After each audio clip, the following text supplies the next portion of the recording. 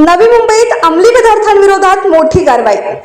नशामुक्त नवी मुंबई अभियानाअंतर्गत तळोजा MIDC येथे 35 गुन्ह्यांमधून जप्त केलेल्या तब्बल 26 कोटी 48 लाख रुपयांचा अंमली पदार्थ आज नष्ट करण्यात आला।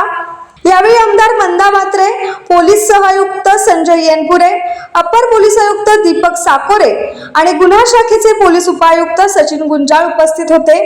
गेल्या 3 वर्षात नवी मुंबई पोलिसांनी 1831 गुन्हे दाखल करून 2854 आरोपींना अटक केलेली आहे।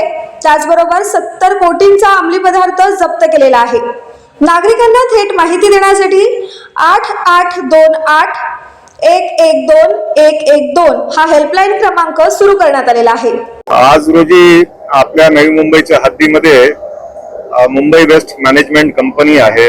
त्या ठिकाणी आपल्या सर्वांना माहिती असेल की केंद्र शासनाच्या आणि राज्य शासनाचा ड्रग्सच्या विरुद्ध मोठी मोहीम राबवण्याचा जो उपक्रम आहे त्याचाच एक भाग म्हणून आज आपण या ठिकाणी 25 कोटी 48 लाखाचं इतकं नवी मुंबई आयुक्तालयात पकडलेले ड्रग्स जे आहे त्याच्यात गांजा आहे, MD आहे, हेरोईन आहे, चरस आहे, कोकेन आहे, अशा विविध स्वरूपाच्या ऑर्गॅनिक आणि सिंथेटिक ड्रग्स जी काही आहे तर त्याचा मुद्देमालाचा विनाश आपण आज या ठिकाणी करत आहोत।